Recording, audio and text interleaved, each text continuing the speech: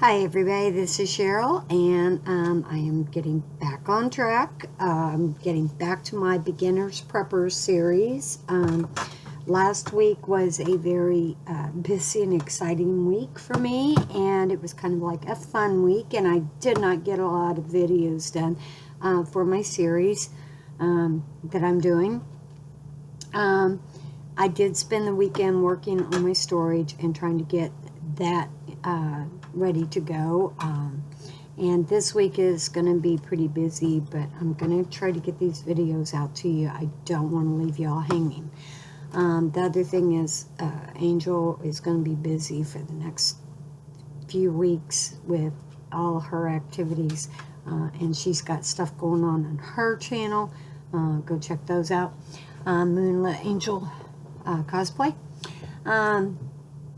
Some of it's related, some of it is not. Okay, so Preppers binder. We're going to get right back to that. Now, we've talked about the basics of the binder. We've talked about your basic plan. We've talked about the 3 steps that you need to get started on your plan. You know, what you need to prep for. You know, what your basic plan is and what the detailed plan is. Now let's look at the actual binder, because I actually have a system set up for my binder that not only helps me organize it, but also makes it permanent. Now, there's several ways of doing this, and what works best for you, you're going to have to figure that one out on your own, but I will give you some suggestions. Now, when I first started, I hand wrote out most of the stuff that I have been putting in my binders. Now, the first thing is, I have been keeping binders like this for many, many years, and I have binders for sewing and crocheting and my other crafts, my embroidery, recipes, all kinds of stuff. But my Preppers binder extended that library. Okay, now I'm not going to show you actual binders, but I will show you the ideas behind it. Okay, now this is my basic working binder. Now this is my actual working binder. This is the one where if I'm watching a video and they're giving instructions for canning green beans, and I want to write that down, I go to this binder and I turn to this section for canning and I write that recipe down. Now, the actual binder itself, this is not the permanent one. This is my working one. Once I put that recipe in there, I then give it a try. If I find that it's perfect, it's what I want, I then write it in a permanent notebook. And that will become part of my permanent library. Now, if I was to write that recipe down in my permanent library and then I find, oh, I don't really care for that, I'd like to modify it, guess what? It's not going to be a recipe that I'm going to use. So if you put it in your working binder, test it, then if you need to make modifications or you just don't like it and want to throw it out, it's not part of your permanent library. Now let me explain what I mean by permanent library. Like I said, this is my working binder. Now, a permanent library could be other binders. Now you can get binders anywhere from 1/2 inch on up to, like, I think there's 3 or 4 inch. They're huge, you know. These little 1/2 inch to 1 inch binders are really perfect for each topic. Okay, now for my crochet one, I actually have like a 2 inch binder because I have a lot of patterns in that, you know. So it depends on what you're putting in them, but the 1 inch ones are really perfect. Now there's several ways to do this. First of all, you can use these divider things, okay? And you can divide it up, you know, for example, for recipes, vegetables, meat, fruit, you know, and divide them up. Now, you can handwrite them and put them on notebook paper, you know, and handwrite them. The other thing is you can print them out on a printer. A lot of people, I don't use my printer that much because it's expensive, you know, to get the ink and stuff. So I handwrite out most of my stuff. But if you do print it out, and I do have some stuff printed out, page protectors are perfect for that. They go in the binder, you know, and you know that keeps it clean and safe, and you know, and then you can just pull the page protector out and have it laying on your table while you're fixing your recipe. Now, for some of my stuff, the binders work perfect for my permanent library. For other things, and I'm not going to show the covers of these, spiral notebooks are perfect. The only problem with the spiral notebooks, you have to be careful they don't get crushed. You know, over time they might rust, that kind of thing. You know, be cautious with those. Or composition notebooks. Composition notebooks are really, really great for, you know, now this one, not particular, but some of them actually have a place where you can write in the front of it, so kind of like an index, and you can number the pages and then write down your index on using page numbers. But something like this would be absolutely perfect for doing your permanent notebooks or your permanent library. So once you've tested something and you know it works for you and you know you want to keep that information, then you put it in your permanent notebook. Again, you can handwrite it or you can print it out. Another way is, if I do this a lot with magazines, if you find a recipe that you like in a magazine and you want to put it in your permanent notebook, cut it out and tape it in there with a piece of plastic over the top of it, like a saran wrap or something like that. You have to be really careful with tape because tape will actually break down over time.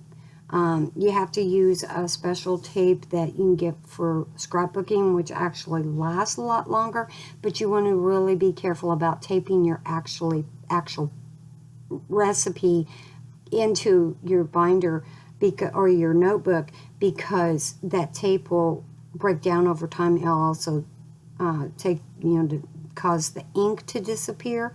So you actually want to maybe lay your recipe down and then put plastic over the top of it and tape the plastic down, and you can replace that if you need to over time. A couple of tips there. Now let's look at some of the things that you would put, some of the sections that you would put in your prepper's binder. I know we talked about the page protectors, the composition books and all that, but if you have a multi-purpose binder, let's say you have some smaller subjects that you don't want a complete binder for or a complete composition book for, you use the dividers. Now, for my working binder, I have a lot of different sections in mine. And we'll kind of go over this to kind of help you set up yours too. Now, the very first thing I have in mine, and I actually made these little tabs in mine. Now, I did a video on my prepper's binder, and I will try to link that video up to this video. I made these little tabs, and now let's just go over. Now, the first one is your basic plan. That's the 3-step, where you decide what you need to prep for, what your basic plan is, and then what your detailed plan is. That's the first section. Some of the other things that you can include in this is your to-do list, your checklist, your shopping list, anything that you would need to do to actually get ready to prep or to prep for, Okay. Now, another section that you can do is prepping information. Now, that kind of, that section would be more for like, let's say that you have for your bug out plan, certain code words you use or certain colors or certain phrases. You can actually write that in your section, so in your preppers information section. That will help you decide. Now you can even write down your routes. You can put your maps in there with page protectors, anything that would give you information about your prepping, whether it's prepping for a bug out or prepping for your pantry inventory. In this section, you would include your inventory for your preps, which we will talk about that later. Some other sections are that I have is water. And in that section, anything I hear on the internet about water that I feel like will help me, I write it down in that section, test it out, and then put it in my permanent binder. That's the way it is with all these sections. Water, food, medical, safety, the top 4. Some of the other things, I have a section for books. That's books that I want to get. That's books I have gotten so that I can have a list of my book inventory. Websites. If someone suggests a website, I write it down in that section. Prepping community. If I have information I want to write down about prepping communities, goes in that section. EMP information. If I watch a video about EMP, I can write down in that section that information, and then if I have something that I want to research about it, then I can go to that section and say, oh yeah, I was going to look that up. Okay. Excuse me. Some of the other things, traps, snares, trapping, self-defense, fuel for vehicles, information about fuel for vehicles, hunting, fishing, knots, Now, when I write down, let's say I'm watching Corsair Trainer and he's talking about a food bucket and I want to write down the information he's saying, and it's something that I might refer back to. At the top of my page, I write Corsair Trainers and the title of his video and the approximate date if I can. So that if I'm going back and I'm looking at that information and I'm saying, wait a minute, what did he say? I can go back to that video and watch it again. And that way I have that information. So try to write down where you got the information. Now the whole purpose of this video is to help you set up your prepper's binder so that you can work on learning how to keep an inventory, to keep a library for your information, your skills, your knowledge, and so that you can refer back to this. If you, for example, have been practicing learning to tie a knot and you have a little section on knots and you're going, how was I supposed to do that trucker's hitch again? Go right back to this and it will have that information in there. That's the whole purpose, is so that you can write down the information so you can refer back to it and that you can put that information into a permanent library.